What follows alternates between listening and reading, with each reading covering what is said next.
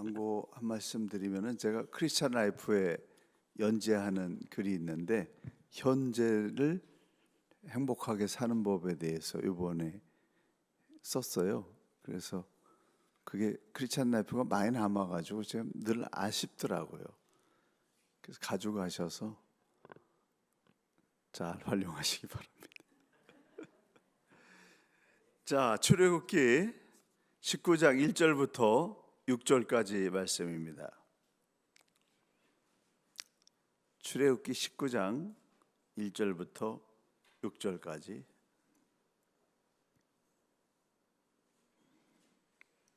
함께 합독하겠습니다. 이스라엘 자손이 애굽 땅을 떠난 지 3개월이 되던 날 그들이 시내 광야에 이르니라. 그들이 르비딤을 떠나 시내 광야에 이르러 그 광야에서 장막을 치되 이스라엘이 거기 산 앞에 장막을 치니라. 모세가 여호와 앞에 올라가니 여호와께서 산에서 그를 불러 말씀하시되 너는 이같이 야곱의 집에 말하고 이스라엘 자손들에게 말하라. 내가 애굽 사람에게 어떻게 행하였음과 내가 어떻게 독수리 날개로 너희를 업어 내게로 인도하였음을 너희가 보았느니라. 세계가 다 내게 속하였나니 너희가 내 말을 잘 듣고 내 언약을 지키면 너희는 모든 민족 중에서 내 소유가 되겠고 너희가 내게 대하여 제사장 나라가 되며 거룩한 백성이 되리라. 너는 이 말을 이스라엘 자손에게 전할지니라. 아멘. 이 가랑비에 옷 젖는다고요.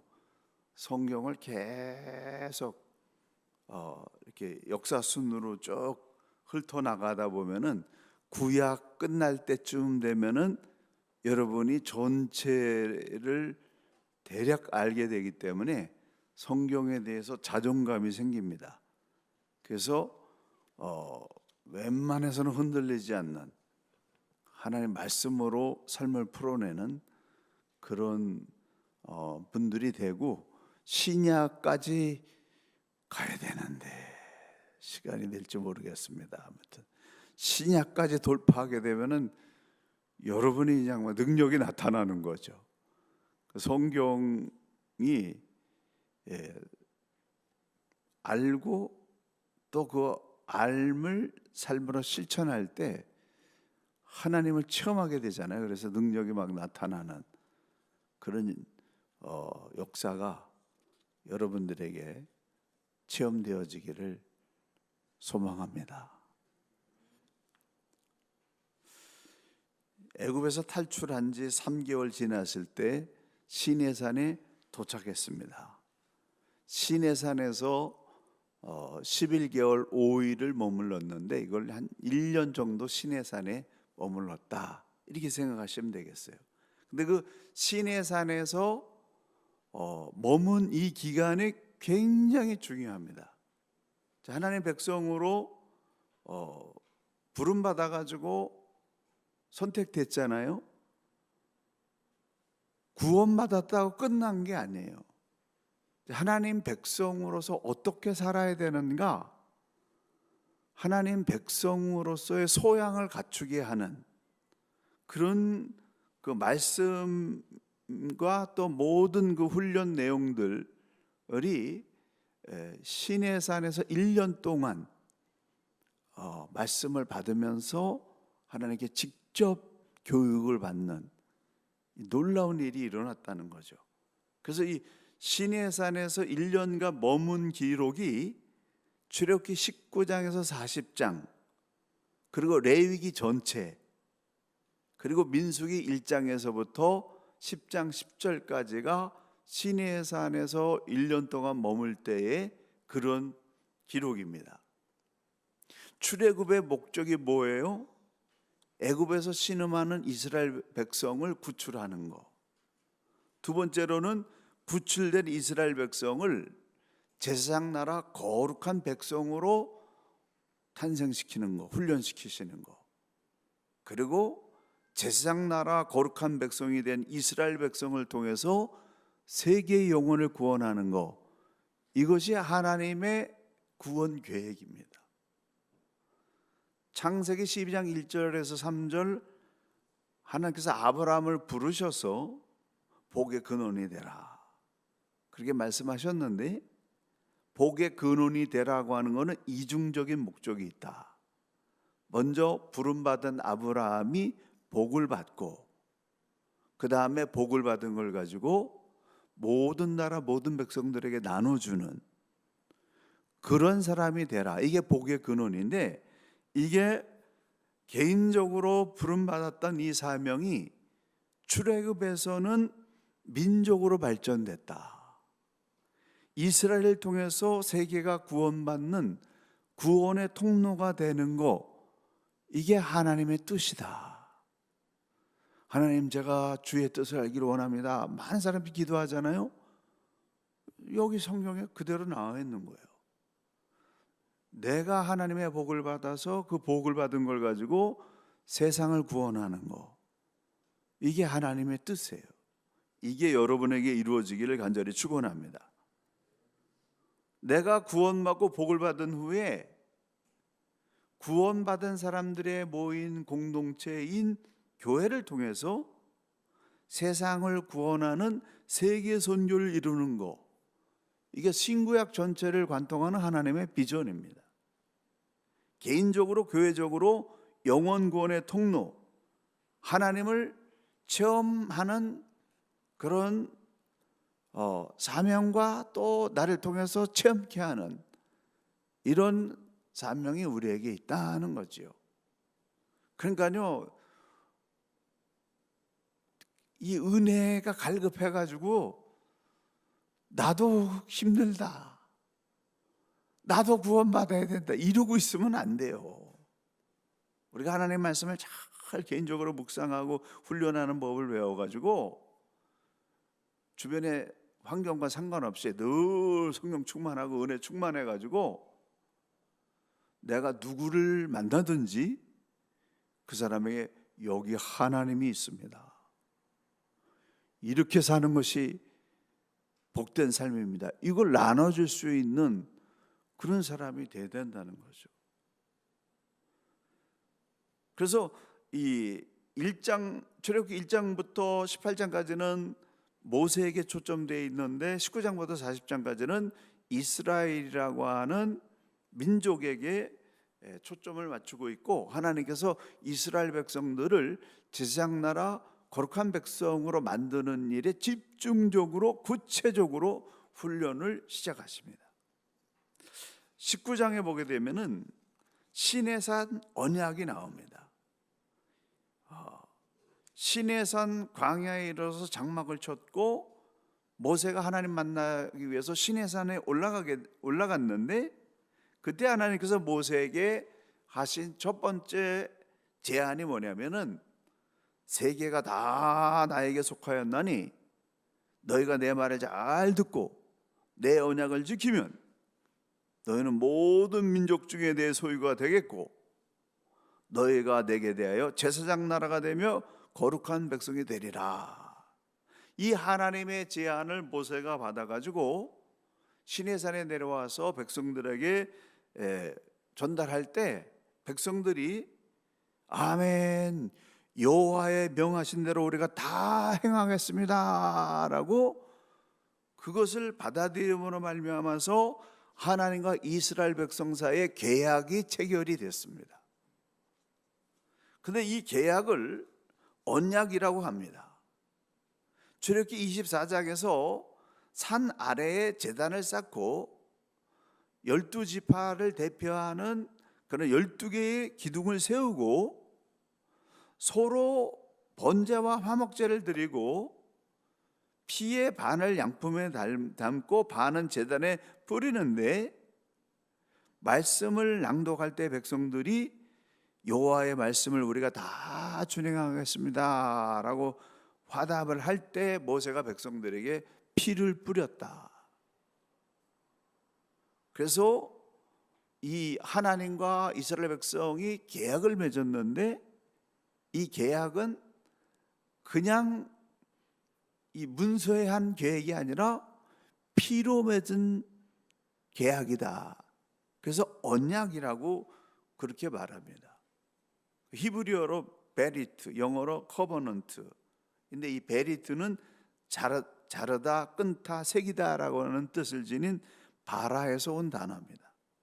하나님과 이스라엘 백성이 계약을 맺으면서 짐승의 생명을 자르면서 생명을 두고 피로 맺은 계약이다. 그래서 이것을 언약이라고 말하는데, 만약에 이 약속을 어기게 될 경우에 생명으로서 이거를 갚는다 라고 하는, 생명을 걸고 하는 약속이라고 해서 언약입니다.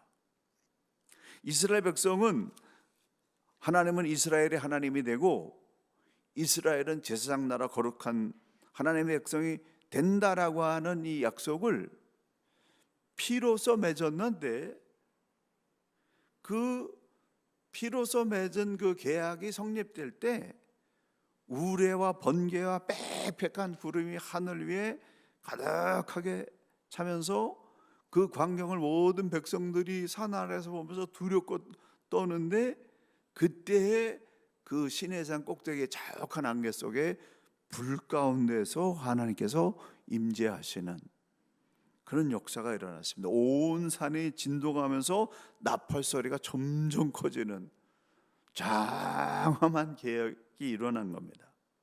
하나님의 임재하심으로 그의 계약이 완전히 성립된 것입니다. 그런데 이 계약을 맺은 후에 하나님은 이스라엘의 하나님이라서 단 한순간도 그 약속을 어긴 적이 없는데, 이스라엘 백성들은 번번이 하나님의 약속을 파기했습니다. 금송아지 사건이 대표적인 것이고, 가데스 바네아 정탐꾼들이 돌아온 후에 백성들에게 불신앙을 선포함으로 말미암아서 불만 불신앙이 온 백성을 지배해서 하나님 원망하고 모세를 원망하고 언약을 파기하는 그런 행동을 반복하게 됐습니다. 그래서 약속은 약속이에요. 피로 맺은 언약이에요. 이걸 파기했기 때문에 출애굽 1세대는 광야로 거기서 뒤돌아가 가지고 38년 동안을 더 떠돌면서 출애굽 40년 채우는 기간 동안에 이 언약을 붙잡고 살았던 여호수아와 갈렙 위에 모든 사람들이 다 소멸되는 일이 일어났습니다. 그래서 하나님의 축복은 엄청난 거지만은 여기에는 책임이 다른다라고 하는 걸 우리가 잊어버려서는 안 됩니다. 성경을 전체적인 눈으로 보게 되면은 이스라엘은 하나님과의 언약을 파기할 때 거기에 대한 결과가 반드시 나왔어요. 그래서 우리가 하나님의 뜻대로 사는 거, 하나님을 경외해야 된다. 이 경외함이 두려움으로, fear라고 표현하잖아요. 너무 하나님을 경외해가지고 두려워 떠는, 시내산에 장엄하게 하나님께서 임하실 때 그 광경을 볼 때 너무 충격을 받아가지고 떠는 그 경외로움이 우리에게 있어야 돼요. 그래서 정말 주의 말씀대로 살아야 되겠다라고 하는 그게 있어야 된다는 거죠. 이스라엘이 반복적으로 이 약속을 파기하게 됨으로 말미암아서 어떤 결과를 낳았는지 구약 전체는 계속해서 우리에게 그걸 보여주고 있는 겁니다.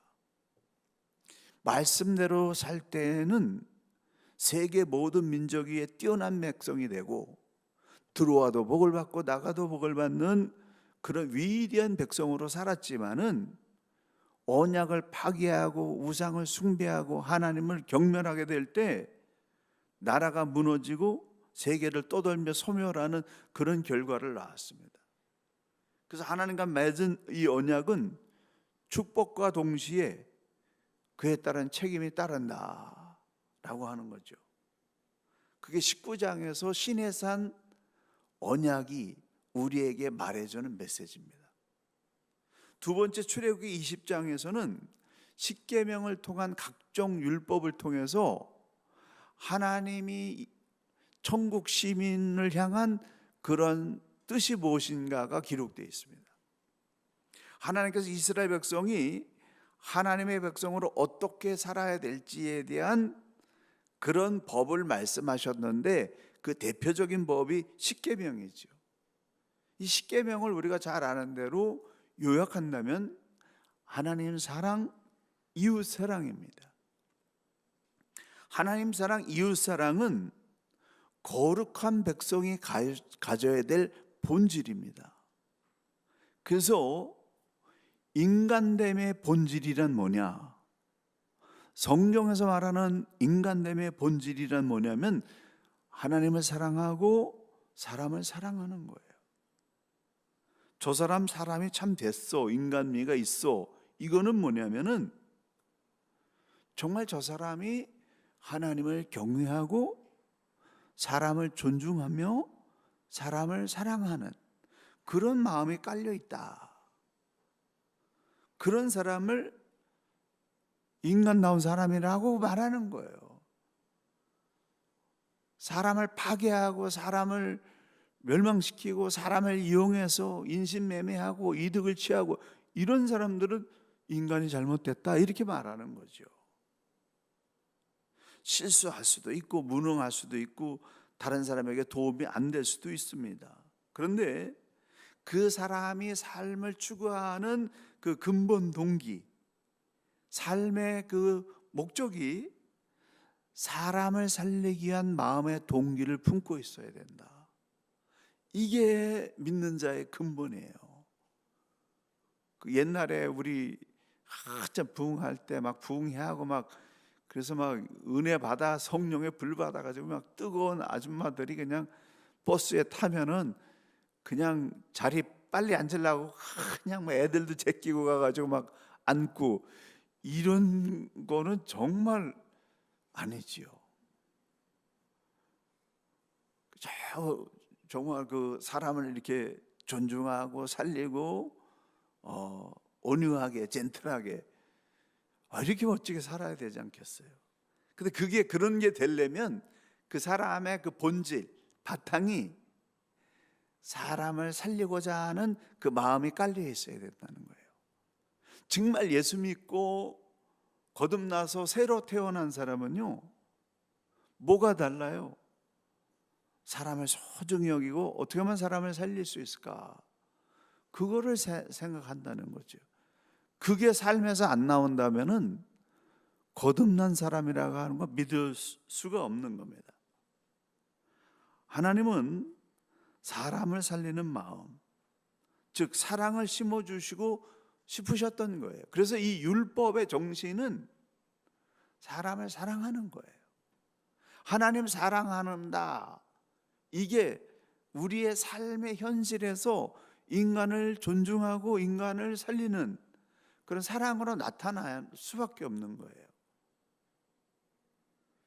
그런데 이 하나님이 그렇게 엄청난 그런 위용으로 백성에게 임하니까 하나님은 직접 이 사람들을 만나서 사람들과 대화하고 교제하면서 훈련시키기를 원했는데, 직접 하나님의 말씀을 듣는 게 사람들이 너무 두려워가지고 벌벌 떨었습니다. 그래서 모세가 하나님의 말씀을 사람들에게 전달하는 그런 중간 역할, 중보자 역할을 한 거예요. 그래서 대언자고 예언자라고 그렇게 말하고 있습니다. 이렇게 대언자를 통해서 전달하는 과정이 예수 십자가의 보혈의 피로 우리의 죄가 완전히 씻음 받았기 때문에 거듭난 사람은 하나님을 대면하는 것이 두려운 게 아니라 감격이 되기 때문에, 영광이 되기 때문에 이제는 예수 그리스도의 이름을 가지고 십자가 보혈의 능력을 힘입어서 예수 그리스도의 이름이 대언의 통로가 되어서 하나님과 직접 대화할 수 있는 이 특권이, 대화의 통로가 열리는 이 특권이 우리에게 주어진 겁니다. 그래서 새벽 기도하는 게 가장 힘들었어요. 기도하는 게 가장 신앙생활 하면서 힘들었어요. 근데 요새는 기도하는 게 너무 재밌는 거예요. 그래서 새벽에만 호소하고 있습니다만, 주여 기도의 용서를 보내주십시오, 뭐 이렇게 기도하고 있는데, 왜냐하면 기도할 때 하나님의 마음이 막 느껴지기 때문에 그래요. 하나님의 뜻이 막 깨달아지고, 아, 내가 오늘은 뭘 해야 되겠구나, 이 문제에 대해서는 어떻게 가야 되겠구나, 이걸 하나님이 지혜와 명철과 지식을 주시니까 알게 되는 역사가 일어나는 겁니다. 그래서 우리는 이제 이 성막이라고 하는 거는 하나님이 임재하시는 그런 장소인데, 예수 그리스도의 십자가의 보혈의 피로 이 성막의 그러한 그 의미가 완전히 완성됐기 때문에 성막에서 짐승을 드리는 이런 제사를 드리지는 않지만은, 그러나 구약에 있는 성막의 개념이 오늘 우리의 예배에 그대로 남아있는 것이고, 교회가 또 그 의미를 그대로 계승받고 있기 때문에 구약의 이 성막의 개념을 잘 이해하는 것은 너무나 중요한 일이다 라고 하는 것을 깨닫게 됩니다. 하나님과 백성이 만나고, 그리고 또 죄의 용서를 받아서 자유함을 얻기 위해서 성막이 제작되었는데, 그 예수의 피로 완성되었고, 우리는 이제 제사장을 통해서 가는 게 아니라 대제사장 대신 예수 그리스도의 이름을 힘입어서 하나님 앞에 직접 나갈 수 있는 이 놀라운 특권을 갖게 됐다. 이 특권을 여러분 계속 이제는 사용하셔서 하나님 앞에 한없이 말씀드리고, 그리고 하나님 앞에 응답받고 구원받고 축복받는 이 놀라운 하나님을 체험하는 그런 신앙의 역사가 여러분의 신앙 가운데 부어지게 되기를 예수님의 이름으로 간절히 축원합니다. 출애굽기 21장에서 31장은 성막의 설계도와 제사장 제도에 대한 말씀입니다. 십계명에 관한 법, 폭행에 관한 법, 배상에 관한 법, 도덕에 관한 법, 공평에 관한 법, 안식일과 안식년에 관한 법, 절기에 관한 법, 이런 것들이 쭉 23장까지 기록되어 있는데요, 이 모든 내용은 사람을 살리고 사람을 세우기 위해서 하나님이 주시는 그런 법입니다. 그래서 이 법 하나 가지고 이걸 잣대로 해가지고 어떻게 해서든지 저 사람을 그냥 이렇게 정죄하고 판단하고 그렇게 하는 어리석음을 가져서는 안 돼요. 왜 이런 법을 주셨느냐? 사람이 숨쉬고 사람이 사람과 더불어 사랑을 나누면서 살 수 있도록 그렇게 하시기 위해서 주신 법이다. 이 법을 주신 다음에 24장에서 시내산 언약이 체결되었고, 25장부터 40장까지 성막과 제사장에 관한 법이 나오고 있어요. 하나님을 예배하는 게 얼마나 중요한지 그것을 여기서 말씀해 주고 있습니다. 하나님께서 이스라엘 백성을 만날 장소인 이 성막 설계도를 설명해 주시고, 그 밖에 성막의 기구에 관해서도 자세하게 말씀해 주시고, 번제단과 선막들의 식양들에 대해서도 자세히 일러주셨습니다. 하나님께서 성막을 통해서 이스라엘 백성들과 계속해서 만남을 가지면서 함께 더불어 사는 것을 원하셨다. 지금도 똑같다. 왜 예배 드리느냐? 하나님 만나서 계속 하나님과 동행하는 삶을 사는 그거를 하나님이 원하시기 때문에 자꾸 우리를 불러내시는 거예요. 성막에서 제사를 주도할 사람들로 아론과 그 아들들을 지명하였고, 이들은 대대로 이스라엘 제사를 주도하는 제사장 역할을 감당했습니다. 제사장은 양과 소를 잡아 제사 드리는 일부터 정성스럽게 향을 피우는 일까지 다양하게 성막에서 벌어지는 모든 일들을 다 감당했습니다. 근데 오늘날에서는 이 목사 세습 문제 때문에 다들 흥분들하고 난리가 났는데, 이 근본 정신을 알게 되면 그런 게 전혀 문제가 되지 않습니다. 그 아론과 그 아들들은 다 세습했어요. 근데 이거는 뭘 의미하냐면 하나님이 사람도 따로 구분했다는 거예요. 이 사람들은, 제사장들은 주님만 위해서 살아야 돼요. 왜 성전입니까?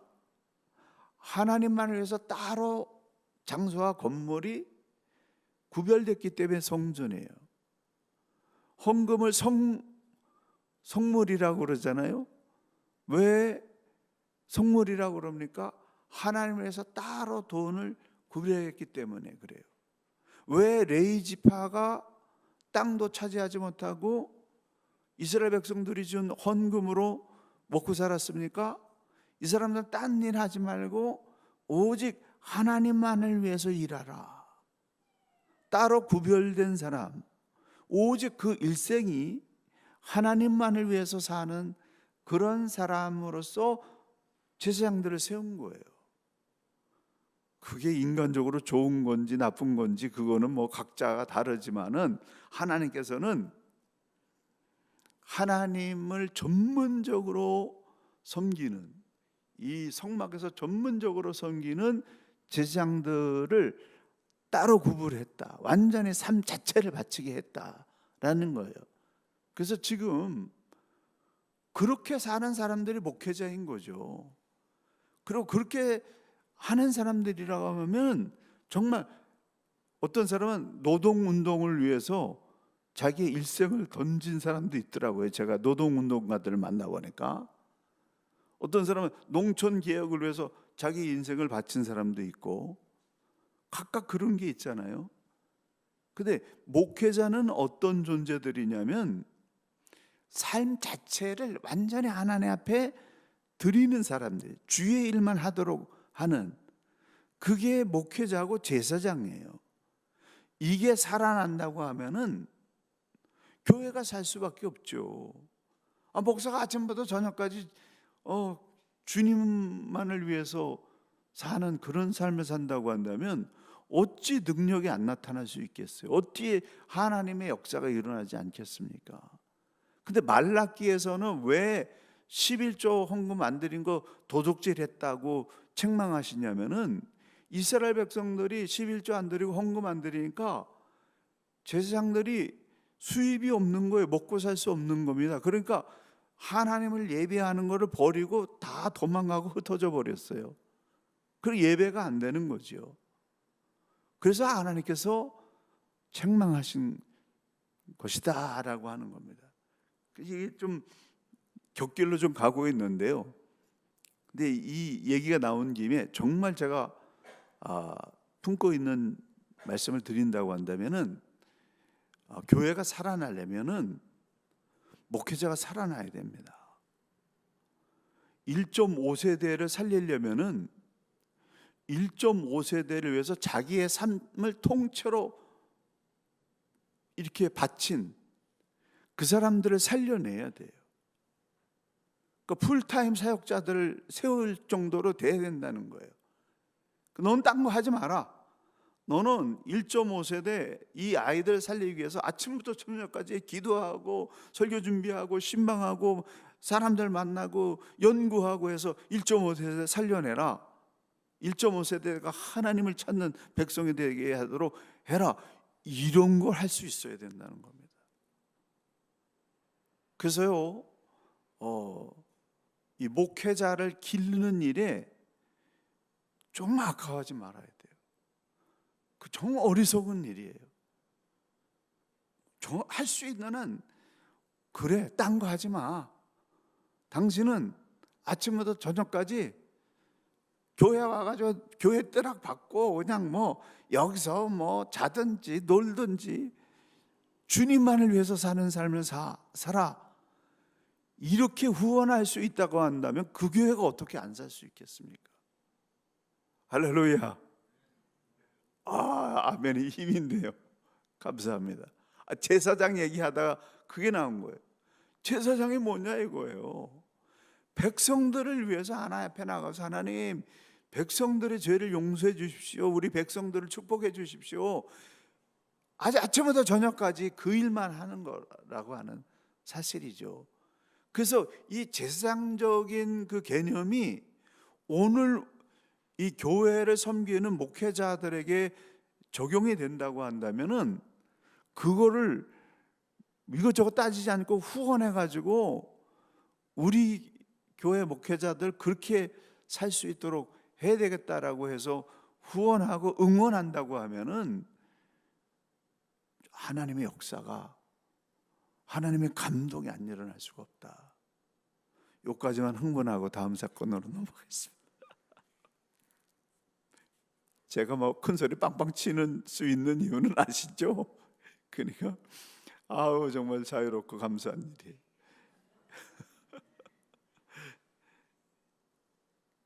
그런데 이런 계약을 맺고 출애굽기 32장에서 34장 보면 우리가 지난주에도 얘기했지만 금송아지 사건으로 하나님을 떠나잖아요. 하나님의 입장에서 보면 얼마나 기가 막힙니까? 눈물 날 일이죠. 그래서 모세가 화를 내면서 두 돌판을 하나님께 받아서 가져온 이 돌판을 깨트리고 금송아지를 불살라서 이걸 가루로 만들어 가지고 금가루 차를 만들어서 백성들한테 다 마시게 했어요. 금가루 차가 그때 나왔어요.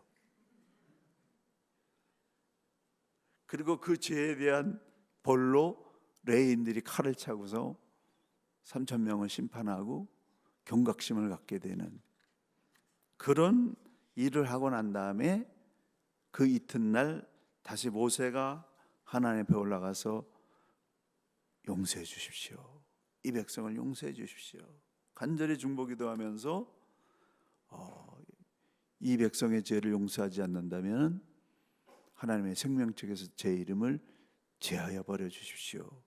이렇게 기도했는데요. 모세가 이렇게 아주 배짱 있게 기도할 수 있었던 이유는 뭐냐면 하나님께서 나 이 백성 내가 못 끌어가겠다. 그렇게 이 백성을 내치고 내가 그냥 새롭게 일으키겠다 이렇게 말씀하시지만은 그 하나님은 이스라엘 백성을 얼마나 사랑하시는 줄 알기 때문에 그래서 이런 엄청난 얘기를 하면서 하나님 앞에 용서를 구하는 그 모세의 심정이었다는 거죠. 그래서 하나님의 마음을 이해하게 되면요 배짱이 생기는 거예요. 뭐든지 다 내려놓을 수 있는 거예요. 왜냐하면 당신의 백성을 위해서 내려놓는 만큼 하나님이 역사하시니까. 그래서 교회를 위해서 헌신하는 거 정말 소외된 사람들 누가 보지도 않는데 내가 그들을 위해서 헌신하는 거 사람들이 안 알아준다고 억울할 거 하나 없어요.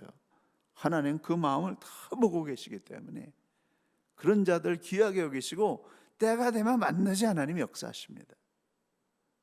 그런 중보 기도가 이루어졌을 때 모세가 이제 그런 마음을 가지고 다시 시내산에 올라가서 하나님 앞에 다시 말씀을 강구하니까 백성들도 그 마음이 전달돼서 이번에는 40일 동안 잘 기다려 주었고 그리고 모세도 말씀을 다시 받아가지고 백성들 가운데 올 때에 그 얼굴에 광채가 나서 수건으로 가리지 않고는 사람들이 볼 수 없을 정도로 해같이 빛나는 그런 빛이 났다. 그래서 하나님의 사람들을 살리기 위해서 일하는 사람들의 삶은 빛날 수밖에 없다는 거죠. 하나님이 빛나게 해주신다는 거죠. 모세가 자기 얼굴에 빛나는 걸 기대했나요? 하나님은 그렇게 해주시는 거예요. 출애굽기 35장에서 39장 31절까지 이제 성막 제작에 대해서 말씀하시는데 40일 만에 시내산에서 이 말씀을 받아서 성막을 이렇게 제작하라고 자세한 성막 그 설계도를 가지고 모세가 내려와 가지고 이제 성막 제작을 하게 되는데, 금송아지를 만들었던 잘못을 뉘우친 이스라엘 백성은 이제 하나님께서 기뻐하시는 일을 위해서 자기들이 아낌없이 기중품을 내어놓았습니다. 그래서 하나님께서 주신 성막 설계도 그대로 사람들이 순종하고 참여했고, 또 부사렐과 오홀리압과 성막 제작팀이 온갖 지혜를 다 발휘해 가지고 성막이 완성되었습니다. 이 일은 하나님과 이스라엘의 동력으로 이루어졌다. 하나님이 임재하시는 수 있는 이 성막은 하나님의 뜻과 그 뜻을 받들어 섬긴 인간의 그 마음이 하나가 될 때, 그때 일어났다. 그래서 출애굽기 35장에서 39장을 근거로 보게 되면 이 성막 제작은 모세가 시내산에 내려와서 6개월 동안 진행이 됐습니다. 그래서 여러분 보시는 대로 바깥들과 성소가 있고 지성소가 있는 성막을 건축을 했습니다. 하나님 앞에서 거룩하게 쓰임받을 제사장들이 입을 옷에는 12보석이 달린 흉패가 붙여지게 되었고, 그 보석에는 이스라엘의 12지파의 이름이 새겨지게 됐고, 여기 흉패고 12보석과 12지파의 이름이 있고, 그리고 요 안쪽으로 이 가슴 안쪽으로 한 뼘 크기, 한 23cm 정도의 크기의 정사각형 모양의 우림과 둠빔이라고 하는 성물이 들어 있어서 중대한 판결을 내릴 때 하나님의 뜻을 구하면서 제비를 뽑아서 예스 노를 결정하는 그런 역할을 하는 우림과 둠빔을 차고 있었습니다. 이 제사장의 가슴에 이스라엘 12지파의 이름이 새겨진 에봇을 입고 성막에 들어가 제사하게 하셨는데, 이거는 중보자의 심정을 말해주는 겁니다. 예배자는 그 가슴에 하나님의 사람들, 도움이 필요한 사람들, 용서가 필요한 사람들을 보석처럼 가슴에 품고 하나님께 나가서 대신 용서를 구하는 그러한 사람임을 상징하는 것이죠. 이 제사장이 성소에 들어가서 제사 드리면서 백성들의 죄를 사해달라고 간구하는 이것이 그 제사장의 개념이 오늘 중보기도하는 사람들의 그러한 의미를 그대로 담고 있습니다. 예배자들의 가슴에는 그래서 정말 가슴에 품은 보석과 같은 사람들이 있어야 된다. 동시에 또 하나님은 우리의 이름, 나의 이름을 보석처럼 가슴에 품고 계신다라고 하는 사랑의 의미가 대제사장의 이 흉패에 담겨져 있다는 것을 보게 됩니다. 성전 건축 비용은 금 29달란트가 들었는데, 지금으로 얘기하면 1200kg의 금이라 그래요. 은 1000달란트, 노 70달란트가 들었습니다. 성막의 구조를 보게 되면은, 성막 구조를 한번 볼까요?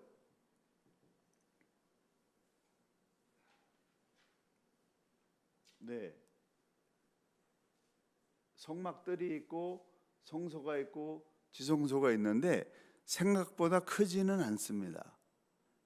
우리 교회 입구에 그 성막을 이렇게 모형들을 만들어 놨더라고요. 요게 100규빗인데 규빗은 성인 이 팔꿈치 요 사이즈 하나를 그 한 규빗이라고 그래요. 이게 여기가 100규빗이고 이게 50규빗이고 그리고 하나님이 임재하시는 이 지성소는 10규빗, 10규빗 그리고 성소는 20규빗, 10규빗입니다. 생각보다는 그렇게 크지 않죠. 그리고 제물을 태워드리는 번제단이 있고 물두멍이 있고 여기에 촛대가 있고 떡상이 있고 향로가 있습니다. 그리고 지성소에는 언약궤가 들어있는 법궤가 들어있죠. 근데 이 제사장이 이 지성소에는 하나님이 임재하시는 것이다, 이렇게 하나님 계시는 곳이다라고 하는 상징을 갖고 있는데 여기 지성소에 대제사장이 들어갈 수 있는 날은 딱 하루에 1년 중에 대속죄일, 이스라엘 백성 전체의 죄를 용서함 받기 위해서 대속죄일 날 유일하게 대제사장이 하나님 전전히 지성소에 들어가서 용서를 구하는 그러한 장소입니다. 출애굽기 39장 32절에 40장 성막과 제사장의 옷 만드는 일이 모두 끝난 후에 모세는 모든 기구들을 점검한 후에 모든 것이 말씀대로 잘 제작되었음을 확인하면서 백성들을 축복했습니다. 그리고 제작된 성물들을 성막 안에 증거궤를 시작으로 해서 상을 들여놓고 등대를 들여놓고 또 성물을 다 안치하고 났을 때 구름이 성막을 덮으면서 그 성막 위에 여호와의 영광이 임했습니다. 그래서 출애굽기 맨 마지막 장 마지막 절은 40장 38절 낮에는 여호와의 구름이 성막 위에 있고 밤에는 불이 그 구름 가운데 있음을 이스라엘의 온 족속이 그 모든 행진하는 길에서 그들의 눈으로 보았더라. 성막은 하나님 임재의 상징이다. 계속 말씀드리는데 이스라엘 백성이 하나님이 원하시는 그대로 성막을 완성했을 때 그때 하나님께서 약속대로 그 성막 위에 임재하셔서 그 성막이 가는 곳마다 머무는 곳마다 낮에는 구름 기둥으로 밤에는 불 기둥으로 함께 하셨다 라고 하는 겁니다. 그래서 정말 교회는 구름 기둥과 불 기둥으로 함께 하셨던 하나님이 계신다, 이 사실을 우리가 알아야 돼요. 그래서 그 하나님 만나기 위해서 몸부림쳐 기도하고 체험하기를 원할 때 하나님을 만나주시는 거죠. 왜요? 하나님을 위해서 따로 구별된 장소 아닙니까? 그래서 교회가 귀한 거예요. 십자가 보혈의 능력으로 우리 안에 역사하시는 하나님이 체험되어지기를 간절히 축원합니다. 이 능력을 잃어버리기 때문에 교회가 힘을 잃어버린 거예요. 사람들이 교회 와가지고 간절히 기도하면서 하나님 살아계신 거 체험하게 되면요, 그 삶이 달라지잖아요. 그냥 얘기 안 하려고 해도 자꾸 막 얘기하게 되잖아요. 하나님 얘기하게 되고, 그래서 그 얘기 듣고 사람들이 와가지고 또 체험하게 되면은 그러면 사람들이 계속 올 수밖에 없죠. 최근에 저한테 조금 기가 막히게 좋은 일이 하나 생겼는데, 아무리 생각해도 기적 같은 일이 생겼어요. 너무 좋으니까 사람들 만나면 그 얘기부터 하네. 전화를 해도 그 얘기 꼭 하는 거예요. 아, 내 이거 바보 같은 짓이야. 이거 하지 말아야지. 그래도요, 만나면 그 얘기 하는 거예요. 너무 좋으니까. 근데 그렇게 역사가 일어나려면은 그렇게 얘기하지 않고는 견딜 수 없는 그 역사가 일어나려면 체험이 있어야 되잖아요. 근데 하나님 다 해주시겠다는 거예요. 십자가의 보혈의 피로 다 갚아주시고 다 씻어주시고 자격 조건 다 주셨어요. 그래서 체험해라, 경험해라, 복을 받아라. 그렇게 했는데 왜 안 하냐 이거죠. 그래서 정말 우리가 믿음의 확신을 가지고 이스라엘 백성들이 성막을 통해서 하나님 구름 기둥 불 기둥을 매일 눈으로 봤듯이 나도 하나님 체험할 수 있다. 하나님 살아 역사하신다. 내 인생에 개입하신다 라고 하는 믿음을 가지고 기도하셔서 하나님 체험하시고, 만나면 그 체험을 얘기하지 않을 수 없는 그 하늘문이 열리는 역사가 있기를 간절히 축원합니다.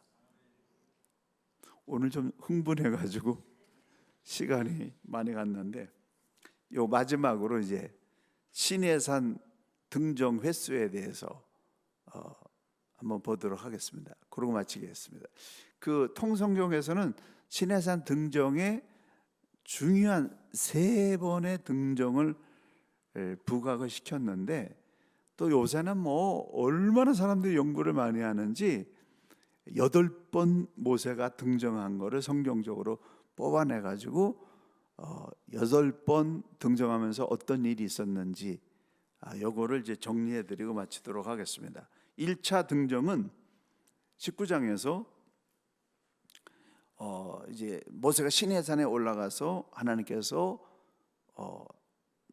나는 너희 하나님이 되고 너희는 나의 백성이 되기를 원한다라는 그런 뜻을 전달받았고, 내려와서 이스라엘 백성들에게 하나님께서 제사장 나라 거룩한 백성이 되라고 말씀하셨다 뜻을 전한 게 1차 사건이고, 2차 등정은 여호와께서 명하신 대로 우리가 다 행하겠다라는 그 말을 모세가 가지고 하나님 앞에 올라가서 백성들이 동의했습니다 말씀드리니까 하나님께서 몸을 성결케 하고 준비하고 기다려라.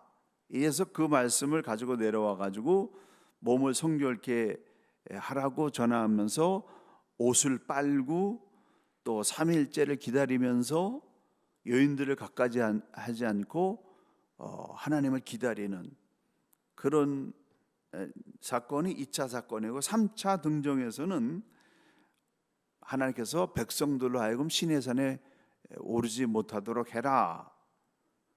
모세가 내려와서 백성들에게 하나님의 말씀을 전달해서 하나님의 산은 거룩한 산이니까 너희는 여기 머물라, 그렇게 전달했고, 4차 사건은 모세가 하나님의 십계명과 율법을 하나님께 직접 받아가지고 그리고 내려와서 백성들에게 그 율법을 낭독하고 선포하니까 백성들이 아멘 하고 받아들이면서 이렇게 피 뿌리는 언약이 체결되는 그런 사건이 있었고, 5차에서는 언약을 체결한 후에 모세와 아론과 나답과 아비후와 이스라엘 장로 70인이 시내산에 올라가서 언약 체결식을 한 후에 하나님을 뵙고 먹고 마시는 그런 잔치를 벌였습니다. 5차 요 사건에 내려와서 어떻게 했는지 그 기록은 없습니다.